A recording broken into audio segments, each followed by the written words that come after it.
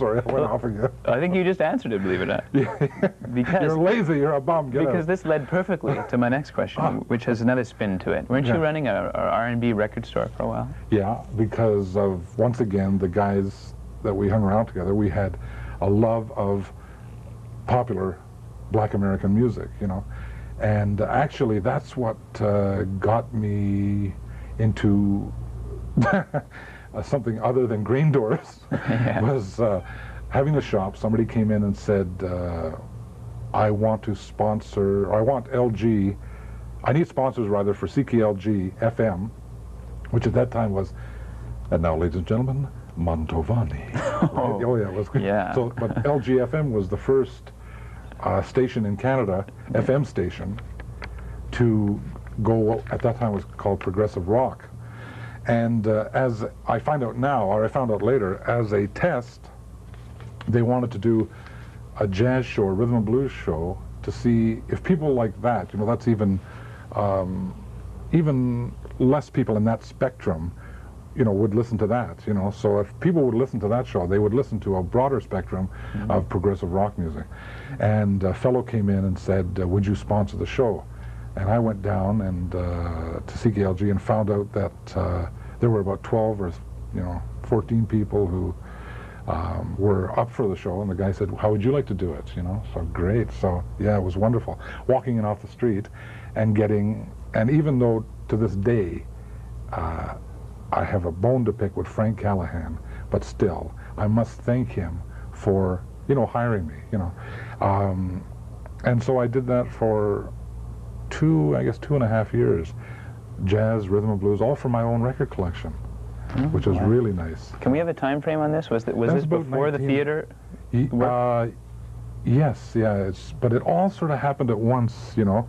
And then from there, the people that own the record store, and this is that whole thing, you know, people always, younger people always ask you, well, how could I get like into commercials or something like that? It's funny how they talk like that. You say, well, I don't know, geez, just do it. But the makeup lady actually talked like that. Did you notice? Yeah. No. Oh, so you want a dark makeup or what? It's funny. But she's over there now listening, isn't she? I know she knows. So, where was I? So I went, just did a film, did a voiceover for a film because I was a disc jockey for the guys that owned the Birmingham and Young, I believe, or Birmingham and Associates owned the building where the record store, Bill and Bob's, was at. Cracked a couple of jokes, you know, we had a riot. It was sort of, this guy at CBC where we did the voiceover was doing it as a favor, you know. And 6 months later, somebody said, gee, we're going to bring some people in for a television show, a national television show, which was eventually called Piffle & Co. And this guy said, excuse me, why don't you call this guy, you know. Terry Mulligan, I was answered the call at LG, actually, at the time. Sure, great, wow, television, yeah, that'd be neat. You know? Why not? And Mulligan was in the room. And I said, Terry, I just got a call to go in and do television. And as everyone knows, Terry said, they didn't call me. Terry, I'm sorry, Terry. I know, camera 2. I'm sorry, Terry. That is you, okay? Everyone knows it, Terry, now, okay?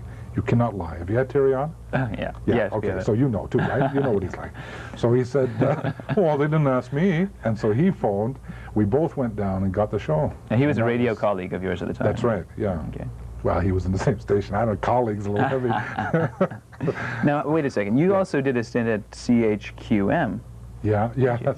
And that's unlikely, isn't it? Because that's somewhat unlikely. That's about as easygoing as you can sound. Well, Bill Bellman, who owned the station, I have a love for Japanese enka music, which is kind of bluesy, really, you know, city kind of Japanese music. It's almost a country and western of Japan, I suppose. And Bellman loved it too, and I went in for a job interview and we started talking about Japanese music, and there was a part of it at one time, a part of the subgenre, which was bluesy saxophone, you know. There was one guy, Big Al Sears, who was a jazz saxophonist from New York who went to Tokyo, and the guy sold millions of records, you know, Tokyo no Blues, you know, Big Al Sears, right? And so Bellman and I shared the love of Japanese music. That's how I got the job. And it was crazy because we were playing, you know, I was bad too, you know, and I would say things like, we would play Anne Murray, and I would say, ladies and gentlemen, that was the very lovely Bobby Orr. You know, I mean, I was really bad on that station. Ooh. I threatened a lady once, so I can't tell this story. You know how rotten I was about telling my friend, hey, I'm making money out of your jokes, huh? Okay, this is even worse than that, okay? It's rotten. I can't tell the story. Suffice to say, I should have been fired, and I was. Okay. So it all worked out perfectly. So I was fired, but that's why I got that, because of Bellman. Just purely, you know. So once again, I say to young people out there, how do you know how the breaks are going to come, right? Now, how about Piffle and Company? That wasn't your only experience in Canadian TV. You did, what, Hey Taxi as well? Yeah, well, Piffle and Co., Hey Taxi, and Second Look were all CBC, done in the early 70s. Mulligan and I were the hosts, if you will, of those shows. And, you know, it taught me a little bit about TV. And, of course, you know, those were the days when you couldn't, if you made a mistake, you'd have to go back. But by going back, they'd have to erase some of the tape. Oh, I see.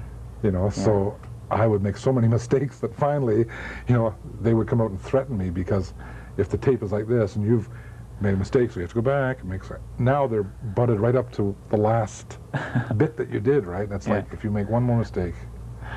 So it was fun. That was on Georgia Street. That's a long time ago. Yeah. Are these shows still in existence, kicking around? Do you ever see them anymore? No. I mean, that's, you know, that's long gone. Would you say incredibly dated? I don't know, because, you know, it's a mist, a memory in the mist. So long ago. I understand it was from, as a matter of fact, the producer of the soon-to-be Dr. Bandolo's show, the Pandemonium Medicine Show. Yeah, the radio show was called Dr. Bandolo's Pandemonium Medicine Show. The TV show was changed to Dr. Bandolo. Okay. Often people just refer to it as Bandolo because it became an institution, actually. Yeah, it really did. I understand, though, that you were spotted on Hey Taxi, and the guy says, I want him. That's right. Right? Yeah. At this point, it wasn't really a show, though. Can you explain, what was it, a drop-in segment for CBC programming? Yeah, I think so. But once again, you know, like, those things, it's a long time ago, you know. It's we're talking, I guess, 1972, I think. Yeah. That's a hell of a long time ago, you know. But I think what we were doing originally, and it was with a guy called Steve Woodman, whose son was a disc jockey. I don't know if he still is a disc jockey in town, but Steve Woodman is one of those guys that it's like going to school, acting alongside him, you know. Such a talent, you know. This guy, I think he's originally from Edmonton, and like a lot of us, went down to the States for the dream, and then came back to Canada, you know. And he was so talented. And I think what we did is maybe little drop-ins or something, or like a 15-minute show during the summer. And from that came, I think it was called Saturday Satyricon or something. Yeah. But the writer is really a genius. I mean, anybody who can write a half-hour show a week on such a consistent level, you know, of comedy. His name at that time was Danny Thatchuk, when he was proud of his Ukrainian heritage. Sorry. He's now Colin Yardley. What a suck, eh? Colin Yardley. Jeez. You listening, Colin? I'm so glad I get to call him a suck on the air. It's wonderful. The power of television. We'll get him in. But the guy is a genius writer. I mean, just one man wrote that show, and for fans of that show, you know, I think they would be shocked or surprised that one guy would, you know. Of course, you know, with Woodman and I, and then later Norm Groman, you know, we would add things too when it was live or whatever, but, you know, the 99.9% was written by Colin Yardley, so, yeah. And I've got the figures here. Over 300 original half-hour shows were done. Yeah. Dr. Bandolo. Yeah. It's a lot. Yeah, he's excellent. You had a recurrent character on that called Vic Vaseline. Yeah. There was a Vic Vaseline fan club in Detroit, actually. Wow. Yeah. So it was really, really popular, you know.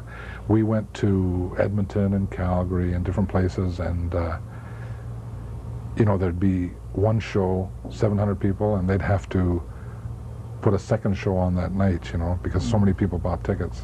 It was very, very popular, and I still say, you know, and I said this, of course, after it was over, made this statement, and I still say that if I don't do anything better, I've already done it. That show was that good.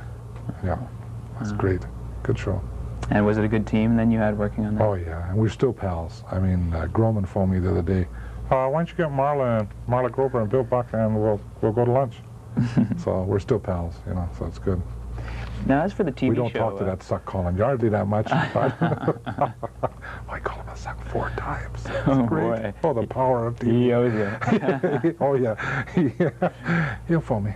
So what happened to the TV show, Bandola? Oh, everything runs it. Oh, the TV show, oh, my eyes narrowed. We lost control. You know, when we were doing Bandola, what would really happen was Colin Yardley would phone me, Danny Thatchett would phone me with the scripts and read the scripts over the phone. If he had a new idea, if he wrote something, it was like 2 guys having fun, you know, and what are you doing? Nothing. Hey, can I read you this thing? Oh yeah, great, you know, I need to read it. Oh yeah. And you know, maybe there'd be something I'd say, whoa, what about if you said that, yeah, great, yeah. And then, you know, maybe he'd phone me back and read me what he's rewritten, or there'd be no changes at all, you know. But of course, when you go to television, where are all those other guys that, you know, where's that tall guy, the other guy from Montreal? Yeah. He's not in here, see? Right. He's out there. And so you lose that, that spark, man, of doing it, you know. And then politics gets into it. And now you're talking to a floor director, and you're saying, can we have some smoke back there? I think that would really add to it. Okay, wait a minute. Yeah, yeah, Bill would like some smoke. Yeah, hello. Yeah, I'll get him in a second. Yeah, right, and it's lost, you know. Yeah. And so that was a radio show. I don't know. I guess the farthest I want to badmouth it is to say that maybe in another place at another time, you know, it would have worked. But I think that was what was lost, was that camaraderie. The friends split up. The writer went upstairs with the producers.